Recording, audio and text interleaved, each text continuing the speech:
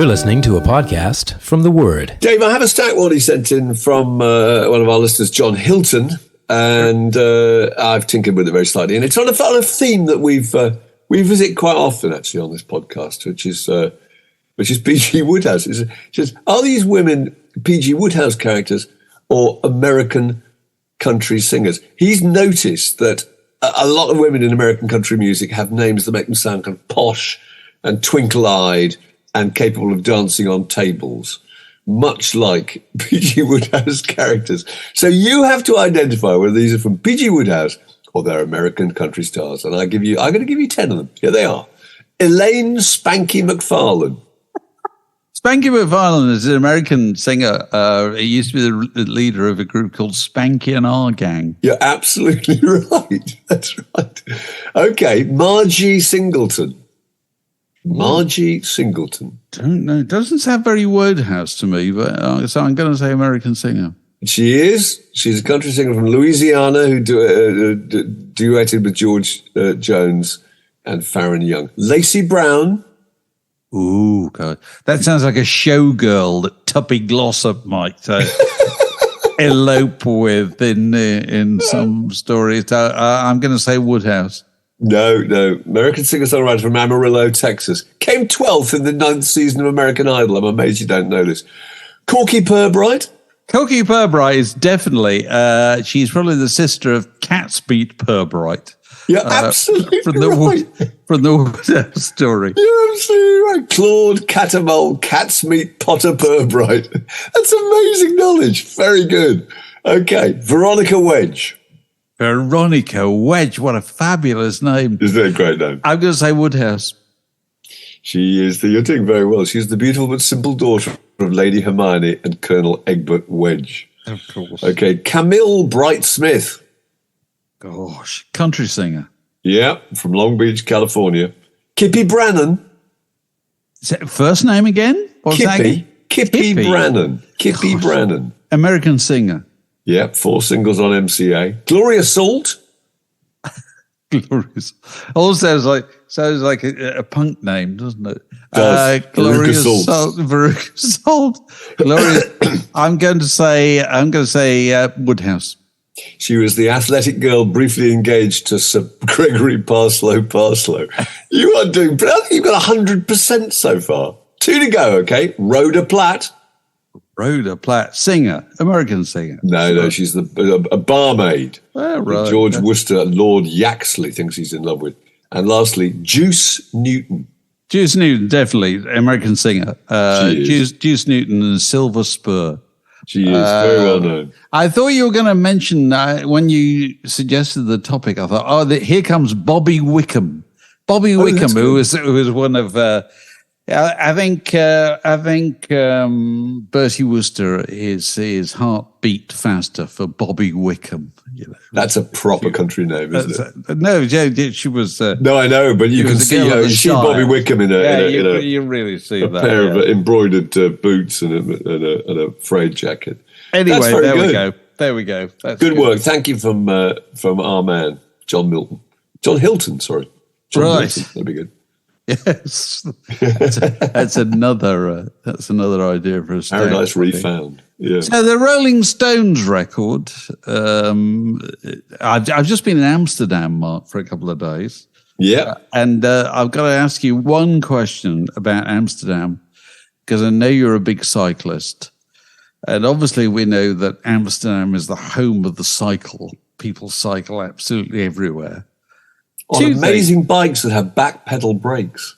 Didn't know that. Very uncertain, yes, rather a liability. Go on. The rain was terrible, and this is the only time in my life I've seen huge numbers of people cycling down the street under an umbrella. Oh, my God. That's got to be dangerous, isn't it? Surely it's got to be dangerous. And the danger is increased by the fact that I did not see, Mark, during my 2 days in Amsterdam, I did not see one person on a cycle wearing a helmet. How does that work? That's insane. And literally not one. That's completely insane. I mean, their argument would be that, you're in town, therefore you're not going to be going at any great speed. But that's not the point. You don't have to be going at any great speed to fall sideways off a bike. You can be stationary, fall sideways and land on the side of your head and not feel terrific. Yeah, absolutely. That's wrong. Very un-Dutch, actually, because the Dutch seems so kind of sensible. Well, I don't know. They've obviously got a reckless streak that we may have reckoned without. I found very happily my hotel was just round the corner from a huge record shop, which had been there since the 1950s. Oh, right. What's it called? I think it's called Concerto Records or something. It's absolutely extraordinary place because you're used to, well, we don't have big record stores anymore in this country, do we, really? But there used to be, when there were big record shops, there were big cavernous spaces, weren't there? There were huge warehouses. Yeah. There were mega stores. Whereas this place is not like that at all. This is actually a parade of shops, a line of them. I think there's 6 of them next to each other, all with individual entrances. And you go in there, and each one is like a record cave. But being Dutch, if I may generalize, it's incredibly well organized. It's not, it's not just full of stacks of stuff tumbling over themselves all over the place. It's terribly well regulated. This is new vinyl. This is old vinyl. These are new CDs. Over here are old CDs. Absolutely everything perfectly classified. You can tell you're in Holland because the section devoted to the Byrds is absolutely enormous. It just goes on for miles. Oh, right. Were the Byrds a big thing there? Oh, absolutely huge. Well, I wonder why. Well, there's that whole seam of American music that was always just really popular in Holland. It's like, people like Randy Newman were always really popular in Holland. Graham Parsons, I don't know, Little Feat. They kind of rootsy American stuff. And you very often talk to bands, American bands or individual musicians who come into Britain, and you talk to them in the 80s. What are you doing over here? Well, we're coming over to do the whistle test, to do 2 shows in London and then 2 in Amsterdam. You know what I mean? And that was a European tour. You didn't go to Germany. There was no interest. You didn't go to France. There was no interest. There was certainly no interest in Italy or Spain or anywhere like that. But Holland, people turned out for that kind of thing. Actually, it's still a bit like that in the late 80s, wasn't it? Because you must have gone to the Milkveg and the Paradiso and places like that. I went to the Paradiso with the B-52s. Fantastic. It was... it was always the place that visiting American acts did. They always played. So, clearly... People sat around on scatter cushions. I couldn't believe that. This was the late 70s, Late 70s, everyone was leaping about trying to nut the light fittings in London, But over there, not so much. So, I went into the record shop and it's absolutely extraordinary range of stuff. And you'd expect me to say that I came out staggering under the weight of tons of material. Didn't buy anything at all. Not a single thing. Rare Byrds reissues. Well, because the problem, it is, listen, this is a fantastic record shop. You couldn't whack it at all. It was really, really good. But the days when you could stumble into a record shop in a foreign country and go to a section and go, oh, I've never seen that before. Oh, I better buy that because I will never find it again. Those days have completely gone.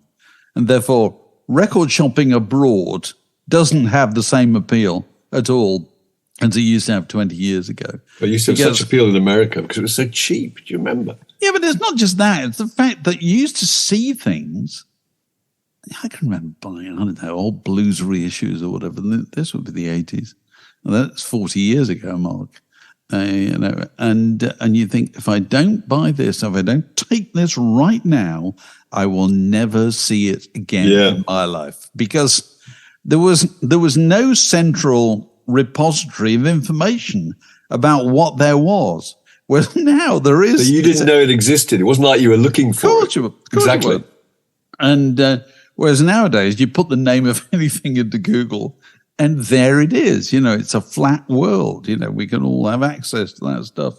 So the only thing I was looking for, this is the thing I'm looking for at the moment, Mark. Go on. And this is a classic case of the kind of thing that you look for in the 21st century. And I will find it eventually. Do you remember Mick Hucknall had a reggae reissue label? Do you remember this? I do. Called Blood and Fire. It's probably going to turn out that you've got this record, actually, Mark. You've probably got 2 copies. I'll sell it to you at a huge markup. And I remember one of the first releases on Blood and Fire was a record called Darker Than Blue. And it was basically reggae versions of tunes made famous by people like Curtis Mayfield in the middle of the 70s. So I don't know. It would have, I can't remember what tunes it had on it, but I remember hearing this at the time thinking, God, this is good. And never got it, never had it. And then played by who? Played by reggae artists, well-known reggae artists. I can't remember the names of them, but I just thought, this is such a good idea for a compilation because it has a point of view, and good compilations have a point of view. Yeah. That certainly did. And I just thought, I'll get that one day. And then I forgot about it for years and years. Of course, you go around looking for old compilations 10 years later. They can't be found because the thing about compilations, they're put together once, they sell out. Nobody ever represses a compilation or anything like that. The licensing agreement only holds for a certain period of time, and therefore they just disappear. And they're really difficult to find in record shops, compilations, because there's just millions of the blooming things, and they all kind of look the same, they're not found in the alphabetical system. So that's the one I want. So if anyone listening has a copy, as a spare copy, I want of a CD. This Blood and Fire pressing. I want it on CD. I don't want it on a record. I want it on CD. And if anybody's got it, please send it my way. I want it delivered by hand to my front door by Tuesday. Absolutely. Drums, fingers. So anyway, my Adventures in Concerto Records, there's a big display at the front of the shop for the new release by the Rolling Stones. And so I listened to that on my way back yesterday on the Eurostar. What a curious thing. I remember hearing Rolling Stones albums as they came out in all kinds of odd situations. I never projected forward to the day in the 21st century. You'd be travelling under the English Channel. Absolutely. Listening to Mick Jagger. Listening to it via a stream on a thing, imagine this, hang on a second, on a phone via a pair of headphones that work not connected to the phone. They work via a thing called Bluetooth. You know what I mean? All those things will have changed. And a stream that you didn't pay for. You listened to it for free, delivered to you instantly. Absolutely. If you told that to me, the week that It's Only Rock and Roll came out. Yeah. or Black and Blue, or whatever, I would never have believed you. And so I listened to it, and I think it's very interesting. All the kind of the media response. I get the feeling. I haven't followed all the reviews, but I get the feeling that those people writing reviews for the kind of broadsheets, New York Times, Guardian, Times, and whatever, they've seized upon it because they desperately want there to be a really good new Rolling Stones album, don't they? Their need for that because the readers want there to be a really good. They want it, and they also want to go out and spend 65 quid or whatever it is on the special deluxe edition, all that kind of thing. And I thought that the desire on the part of those people for it to be brilliant was quite touching, actually. I read a few of those reviews, and we'll get on to this in a moment, because actually I'm afraid I agree with a lot of them, but they're broadly reviewing the Rolling Stones, though, aren't they? Yes. They're not really reviewing the album, they're reviewing the concept of the Rolling Stones that is still going, and from which we still derive a huge amount of pleasure.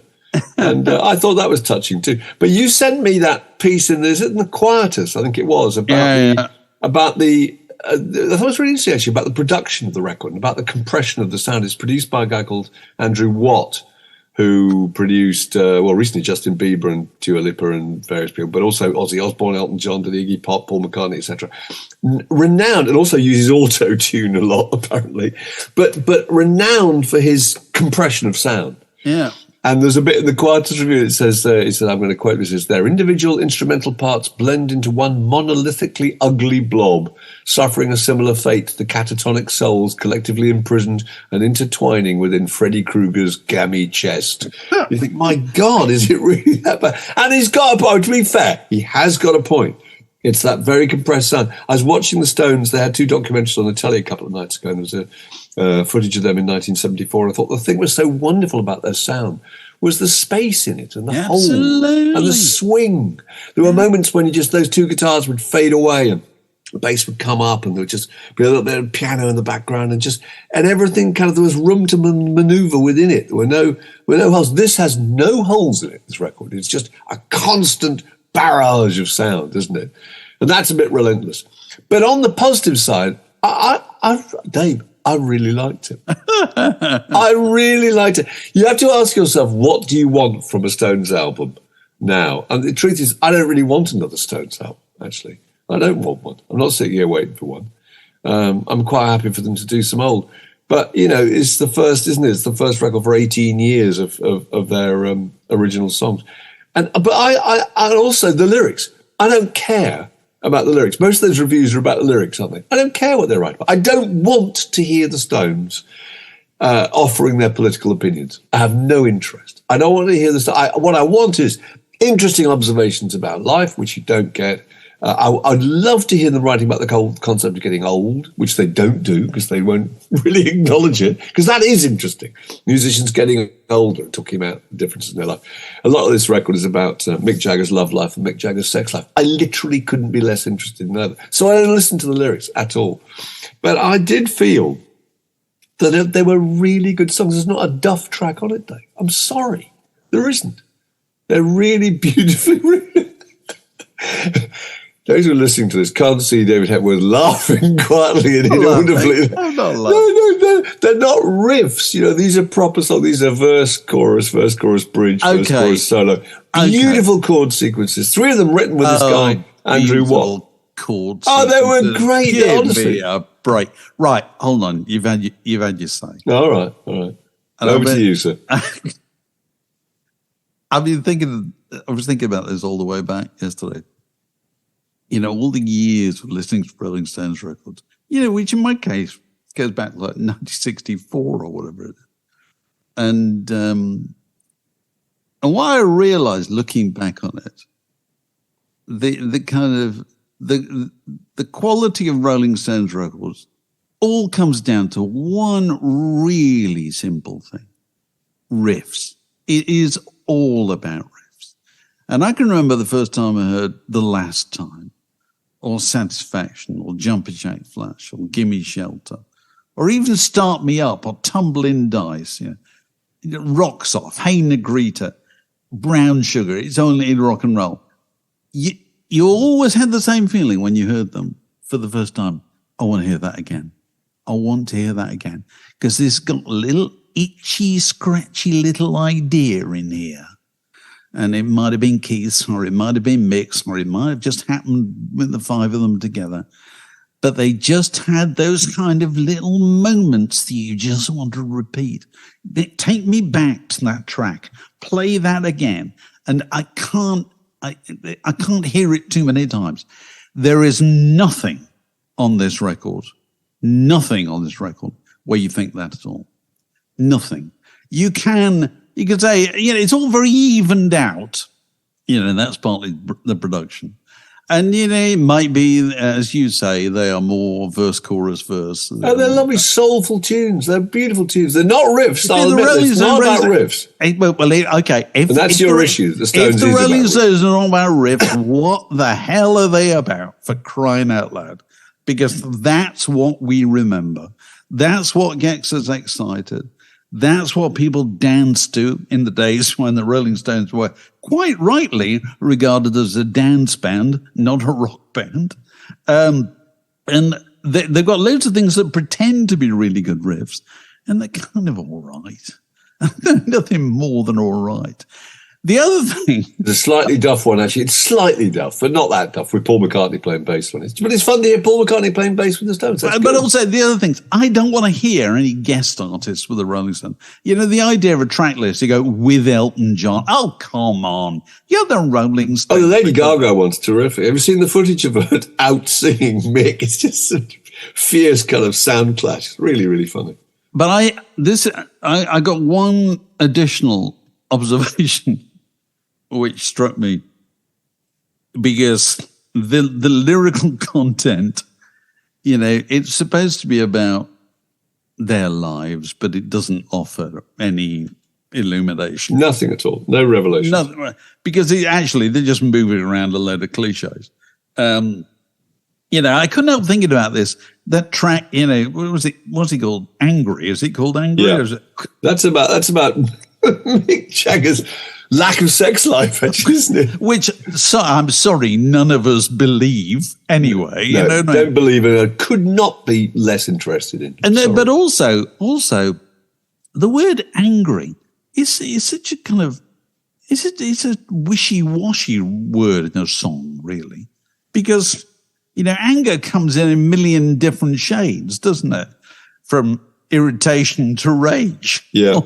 All of which are more interesting than the word angry. The word angry doesn't say anything at all. And they've got this problem, really, that what do they write songs about? And this is particularly a problem when you look at a group whose heritage, bear with me, Mark, is all about two things: sex and violence. Not necessarily together, but that's what the Rolling Stones music has always been about. Sex and violence. They can't do that anymore. Nobody can do that anymore. No, songs like Brown Sugar they can no longer play, of course. Absolutely. Yeah. But here's what they could do, Mark. And I've had an idea, and I bet if I told Mick Jagger this idea right now, he'd go, bloody hell, I wish I'd thought of that. Seriously. Tell me, and I'll pass it on to him. And I know this because actually we talked to somebody about 6 months ago. It was a kind of social acquaintance of Mick Jagger, and he mentioned this. Simon Sebag Montefiore, who wrote a fantastic book, what's it called? The World or whatever, which is History of the World. History of the World told via families. What's the one subject that all blokes in the 70s and 80s are legitimately interested in?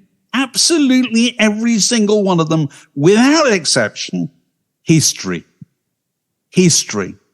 The Rolling Stones, Mick Jagger and Keith Richards could write songs inspired by famous people in history. They could do that. They could have everything that had made Rolling Stones music exciting and kind of transgressive and strange. But they could do it under the guise of it being about Hitler, about Trotsky, about Nell Gwynn, about John Brown, about Marcus Garvey, about Mandy Rice Davis, about Charles de Gaulle, about Napoleon Bonaparte. They could do that. The Rolling Stones writing songs about history or inspired by the characters of history would be everything that you want a Rolling Stones record to be in the 21st century, and would do well and would move them somewhere, not have them going back to what they attempted to do 15 years ago. So that's my prescription for the Rolling Stones. The Rolling Stones History of the World Volume 1, and then carry on until they all fall off the twigs. That's my prescription. What do you think? I quite like it, actually. Also, it gives them an opportunity, whether they have anything original to say about them, I don't know, but it gives them an opportunity to tell stories, and stories they love. Stories full of characters, full of there's as much sex and violence as you possibly wanted. Absolutely. But just complicated, exciting, thrilling stories full of characters. They're all there. Absolutely. And whereas there's nothing of that in this new record at all. Nothing outside. Back in the day, I always go back to one of my favorite Rolling Stones records, Aftermath. And I remember listening to that. It was a long time ago now. And you thought, these people have been to places I will never go. And they're bringing back messages from places I will never go.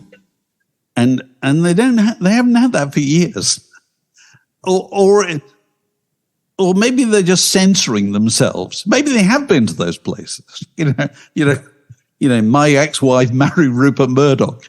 The thing, that indicates. Don't you think the biggest obstacle for the Rolling Stones is this obsession with their self-consciousness about appearing to want to appeal to young people? Oh, yes. They're, whatever they might think about, they're thinking, but would a 20-year-old like that? Yes. Would a 20-year-old understand? Would I be relating to them? And therefore, that must be one of the reasons they don't do it. If they let all that go, as so many songwriters do, and just drifted older with their audience and thought, I will write songs about experience seen from my particular perspective at this point in my life, then that appeals to the people there. It actually also appeals, of course, to the younger audience, because what they don't want is these kind of hollow overtures. I mean, as I said earlier on, my thing is I don't listen to the lyrics. I don't want to hear the tortuous rhymes of "Live by the Sword." God! I don't want to hear them much. I couldn't get through the whole song, but I did like the song. I thought the song was fantastic. I thought the tunes were great. I thought the feeling of the record was wonderful. But I think it's the best. I've enjoyed it most probably since Black and Blue, which was a long time ago. That was the point where I thought it was all over slightly for the Stones. I saw them twice in 1976 when that came out. I thought, that's it. It'll never get any better for me. The Stones will never improve. I'm going to move on, look at other things. And to some extent, I've been right. That's 47 years ago. I know. The Word Podcast. Prime cuts of popular culture served fresh each week. Did you see that post that somebody put up about a Morrissey fan who had hired an aeroplane to fly with a protest message? This is so old school. Over Capitol Records in Los Angeles. And the message trailed out from behind the plane read, "Release Moz's Bonfire of Teenagers." And are you aware of the story of this record? I don't know if you are. Not really. You're the Morrissey correspondent. Well, the Bonfire of Teenagers was recorded, I think it was recorded in, which is still supposedly upcoming new album, recorded in 2020. And it's got Iggy Pop on it. It's got Flea and Chad Smith from the Chili Peppers, various other people. It was scheduled for release by BMG in May 2021. He then fell out with BMG. So the record didn't come out. It was signed to Capitol in 2022. The album was scheduled for release in February 2023. He then fell out with Capitol. And they now won't release the rights to the record. So his whole thing is that he claims they've sabotaged it, And I just thought, in an idle moment, I'd go back and just see how many record labels Morrissey has had, how many different labels for his 13 albums. And do you know what the answer to that is, Dave? Go on. 8. So that's in 13 albums. In 8, you start off with HMV, and then there's Parlophone, then RCA, then Island. Do you remember them? Sanctuary, Decca, Harvest, BMG. Well, no, 9, because of course Capitol as well, who he's now fallen out with. He's now shopping around to get another label. So my thought is, how difficult must it be to work with Morrissey? Because that's not good, is it? My thought is, and I'm no expert on Morrissey, but he is the eternal teenager, isn't he, really? He's basically, Morrissey has been in his room for about the last 40 years, hasn't he? And just waiting for the world to deliver his tea outside the door. You know what I mean? I'm not coming out. Not coming out. Have you tidied your room? No. Angrily writing, pressing very hard with his biro, angrily writing messages to music papers, hoping they'll publish them. It's so unfair. Capitol won't release my record. I've been sabotaged. It's not fair. It is, you're right. That's what he is. You only know he's there from there'll be a trail of cereal bowls, around the house to indicate where he's been. We've all had teenagers, haven't we? Yeah. teenagers are to be found. Somebody padding around just wearing a pair of boxer shorts and a Supergrass T-shirt. Generally to be found on the middle of Sunday afternoon, still half naked under a duvet in front of the television. You know? Yeah. You want to, on Christmas Day. Christmas Day. I remember it was my son when he was about 16 or something. And he'd been slaving over getting everything ready for, Sunday, for lunch on Christmas Day. And then he comes out of bed about 12:30 and starts making a bacon sandwich, which I thought was the most teenage thing I've ever seen in my life. 10 minutes before the meal. Absolutely. Bacon sandwich. It says he found Wayne's World is on film 4. So I'll be back in 2 hours. They just hear the ominous sound of a can of beer cracking open. Well, that aside from the bacon sandwich is Morrissey. You know what I mean? It is. What makes Morrissey happy is making a large number of people unhappy. That's his primary motivation in his life, isn't it? You know what I mean? Yeah. Whatever the plan is, I'll scupper it. What was that business where he did? He cancelled a load of dates, didn't he? Because they'd been he couldn't control couldn't ensure that it was entirely vegan output at the kind of merchant at the food stalls, wasn't it? Something like that. Yeah, it was. He's always looking for reasons to fall out with people. That's the final straw. Yes. Because if you got 8 record companies trying to put your record out and you can't agree with anyone, I would suggest that's your problem. It's not the record think so, wouldn't you? There's a pattern emerging here. And let's just remind ourselves, this teenager we're talking about, Mark, how old is this teenager? Oh, God, I don't know. That's a good point. How old would Morrissey be? Well, he's got to be 64, 65. More around 1970, I would have thought, I suppose. I don't know, really. He would have been about 25 in 85, wouldn't he? Well, we're going to have to look that up during the break. See, but, he's the oldest teenager in town, isn't he? He is. And, but again, I was talking about, how impossible it would have been to predict listening to a Rolling Stones record. 64. We just looked him up. 64. Listening to a Rolling Stones record in the Channel Tunnel back in the day. Back in the day, if you'd said at some point in the future, somebody will hire an aeroplane to fly over Capitol Records holding out a banner suggesting that somebody, release an unreleased Morrissey record, people would have said you are high, wouldn't they? if you suggested that was ever going to occur. You see, obviously, the person who did that gets more fun out of their extravagant way of publicizing their complaint about this record than they would ever get from the record itself. That's the nature of modern fandom, isn't it? You know what I mean? You're always seeking more extreme ways to express the fact that your devotion to it is greater than anybody else's. Yeah. You've hired an aeroplane. You've gone and done I care more than you. Absolutely. Oh, dear. That never would have happened back in the day. So what were you saying was the anniversary of David Bowie's Pinups? It's Pinups, Pinups. It came out almost exactly 50 years ago, pretty much today, actually. We're recording this on the, 22nd today. It came out the 19th of October. 1973. And I was just thinking about the circumstances of that, because I can remember he was in the middle of renegotiating his songwriting contract, wasn't he? Who was managing him? Tony DeFries, wasn't it? Tony DeFries. They decided they weren't going to put a record out. Who had really, and don't forget, many, many years later, and decades later, David Bowie had to buy back those rights of Tony DeFries. Yeah. He did a disastrous, terrible publishing deal, and it cost him a fortune many years later to get back that stuff. So obviously this was put out as a way of not putting out my own new songs, wasn't it, really? Yeah.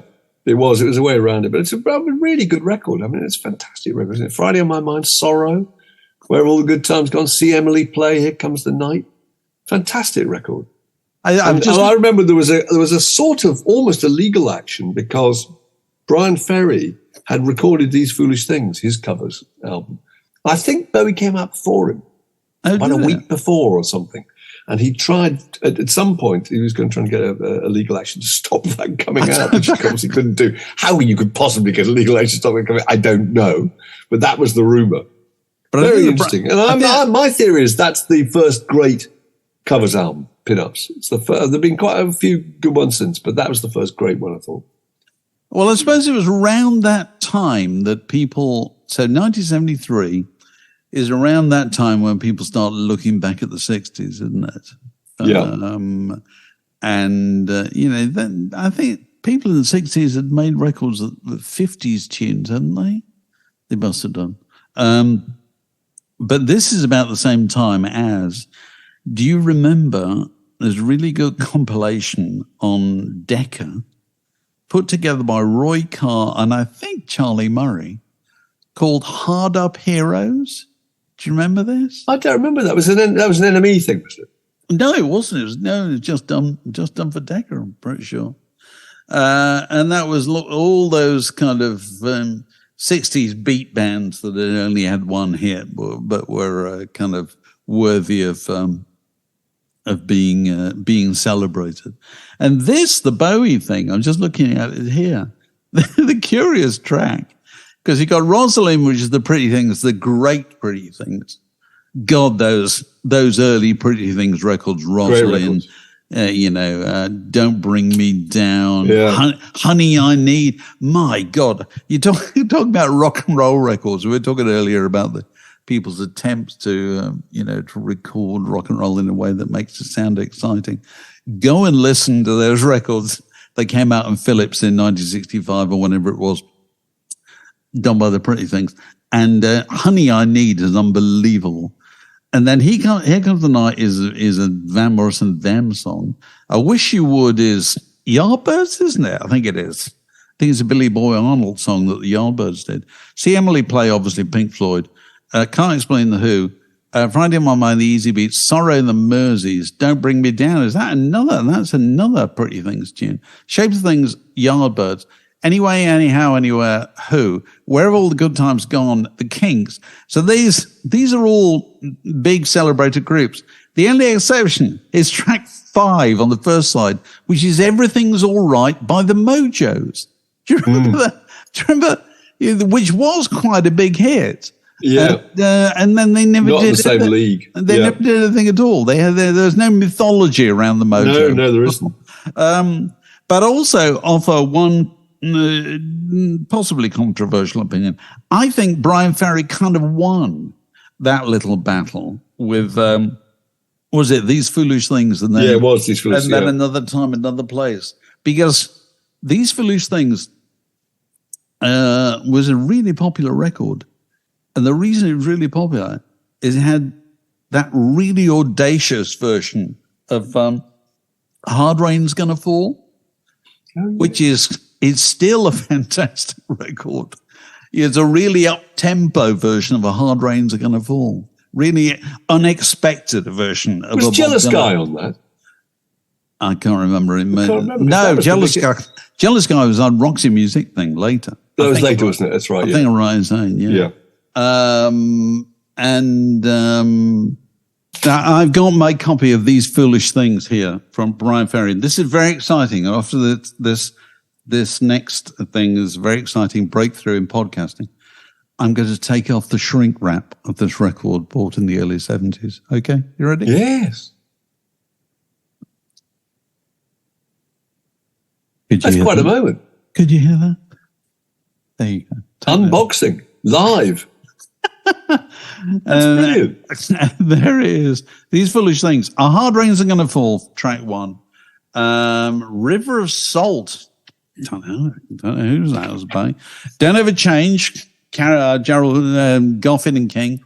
Peace of My Heart, which, was it Irma Franklin? Yeah. Janis Joplin and so forth.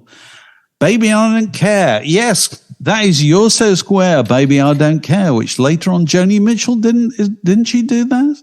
I think I've got a recording of Joni Mitchell doing that. It's my party. It's my what a party. great record. And I'll cry if I want to, cry if I want to. Leslie Gore?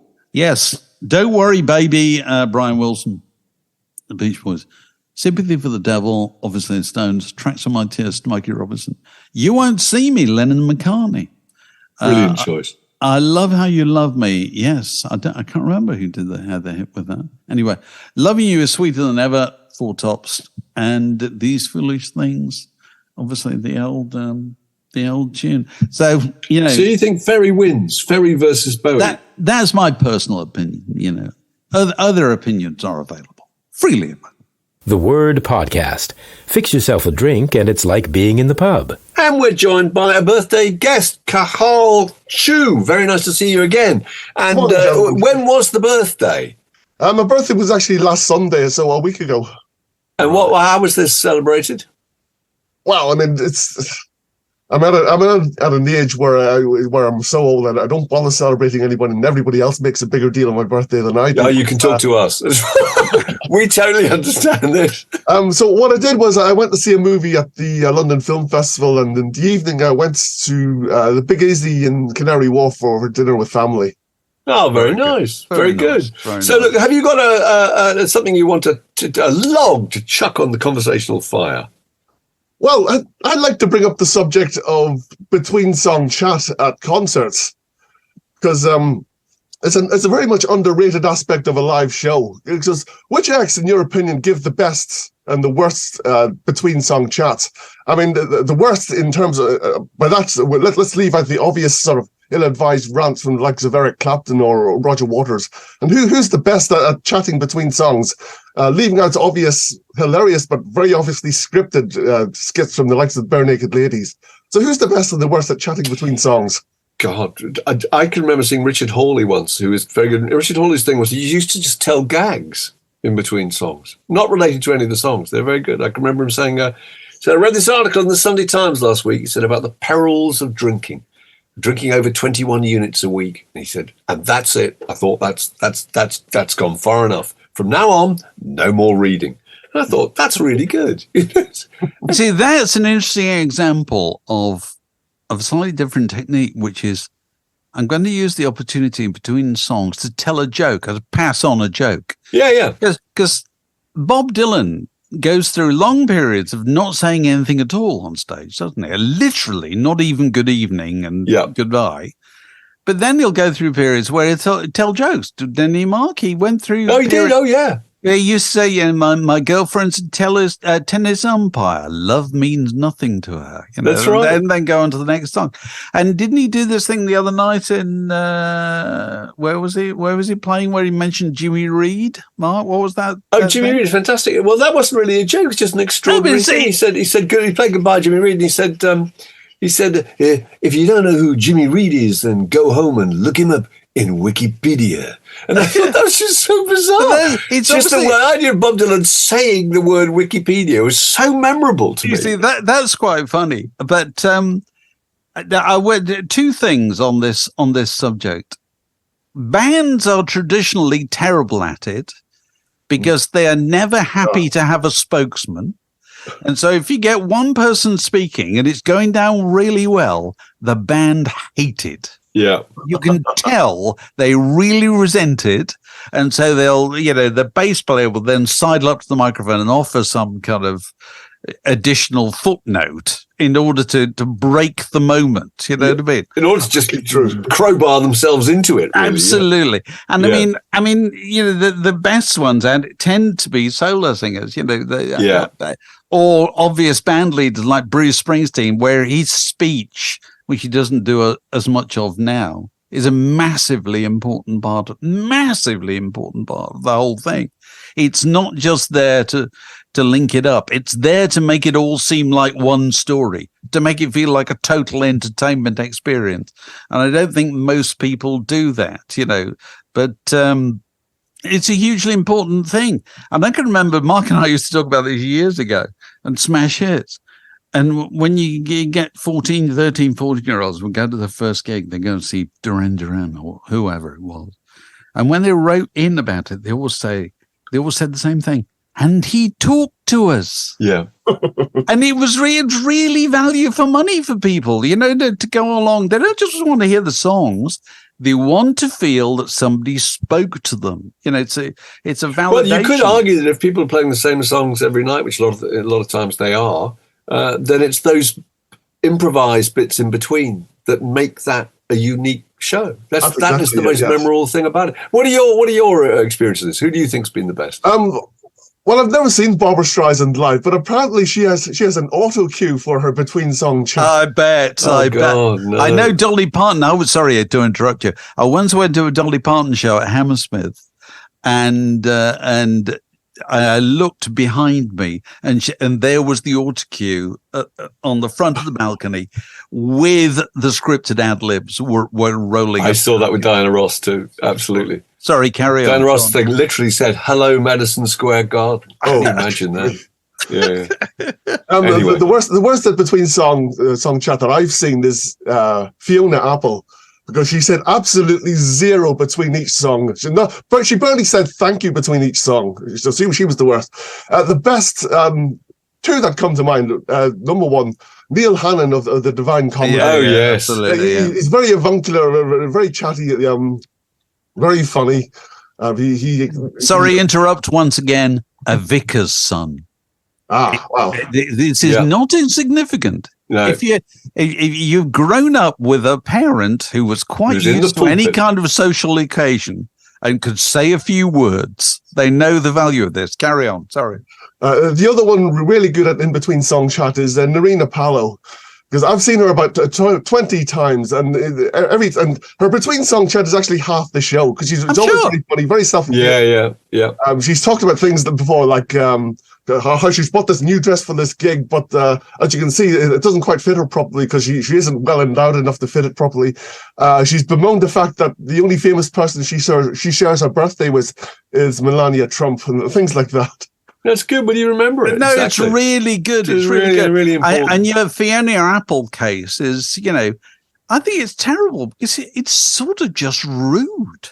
Yes. It's like inviting people into your home and then not saying a word to them, It's just kind of basic, but I suppose it's also arrogant. The idea you think that your presence and your songs is enough. It's just not true. Yeah. Well, I'm glad you've raised that subject, because I'm sure there'll be many people listening who feel the same thing. Oh, absolutely. And may have their own nominations. Yeah. So thanks very much, and belated happy birthday as of last week, and all the very best to you. The Word Podcast, walking the digital dog since 2007. There was a nice email from Mike Ash talking about bad band names. And a huge list of the worst names he thought groups have had. Anti-pasty, beans on toast, get cape, wear cape, fly, la la la, human steps, Yola Tango, etc. My feeling about bad band names is I know the answer, and we've discussed this before, I think. I know the answer to what the worst band name ever has been. Go on. And I think it's to do with names that are so terrible. See, I don't know in his list, I don't know how good car seat headrests music is, but I suspect that if it was good, I would probably have heard about it by now. My feeling is that it's groups who produce records that are absolutely wonderful and sublime, and that people ought to hear them, and a lot of people would love to hear them, but have been put off by the terrible name. And the answer is Prefab Sprout. Yeah. I'm sorry, I really do think, because the Prefab Sprout records are wonderful, but it's a name so embarrassing. To try and tell somebody who didn't know much about music at a party that one of your favourite groups was called Prefab Sprout just reflects badly on you. You're embarrassed. You're self-conscious about it. You can't imagine the meeting at the BBC where they decided to do the classic programme, the documentary about the thing by Prefab Sprout. It's a very, very hard sell. And I think that's an example, the prime example actually, of a group whose career was hobbled by having an idiotic name. An idiotic name that was probably cooked up at 3 o'clock in the morning after a lot of intoxicants, when somebody just pointed out they'd misheard the lines from We Got Married in a Fever, hotter than a pepper sprout, which is where it came from. Which that That should not have constituted a lifetime's career, saddled with this terrible name. They're also handicapped by the naming of the first LP, isn't that right? Is it the first LP? Because it was Steve McQueen, that's right, yeah, in the UK, but they obviously couldn't use that in the United States because the fear that the state of or whatever representatives of Steve McQueen would object, and therefore that's it. Two Wheels Good, which is a really good title. It is a really good title. But if you get those kind of things wrong, it can be a handicap. I agree. Also, an email from Gareth in Limestone Hills, New Zealand. We talk about the Gramophone, the classical music magazine, the other week, and he used to be involved with it at one stage and worked with the original owners. And you talk about their extraordinary library of records for review. And so they used to send out classical records to their army reviewers all over the world or whatever to give their judgment on this or that recording and performance, and then they would ask for them back. I know, that's amazing, isn't it? Because one of the reasons that you and I used to actually review albums, because you got to keep it, keep the record. Especially if it was a box set and you couldn't afford it. Most of the stuff I've got up in the attic. A lot of it I got from free when I was at the NME or whatever. But I suppose I have heard of this when I was talking to Chris Pollard, who was the owner of it. Years ago, that they said that they had a library where you could go back and compare the new recording to recordings from 10 years before or whatever. And by the early 90s, this is Gareth. By the early 90s, the library had been converted more or less entirely to CDs, and the shellac and vinyl library had been consigned to a barn in Buckinghamshire. A very nice barn, it must be said, of considerable dimensions, that contained nearly every record released in the UK from 1923 until the early 70s, if I recall correctly, when they dropped the pretense of covering popular music. There, alongside Beethoven, were the original LP releases by the Beatles, Beach Boys, and Bonzo Dog Band in mint condition. I still drool at the memory. That's a lovely idea. That's a lovely idea. I am too. Yeah. So, it's always nice to hear from people. Also, John Penny has been following up on our Stoutwaddy game the other week about, is it a little village in Somerset, or is it a Jamaican musician? And he says, I may have had an advantage being from Bristol, but surely everyone has heard this by the mighty Wurzels, an ode to Nempnithrub. Well, it's an absolutely extraordinary thing. So, what else have we got to talk about? We should mention we've got a gig coming up, haven't we? We've got an event more than one. 21 Soho on October. It's Monday, October the 30th, where we're talking to John Higgs about his KLF book, and to Ian Brodie about his memoir about being in the Lightning Seeds. And on November the 27th, we have the punk doubleheader with Glenn Matlock and Pauline Murray of Penetration, who both have very interesting memoirs out. So they'll be good. Yeah, tickets on sale. Tickets on sale. Full details below. This podcast was brought to you by The Word.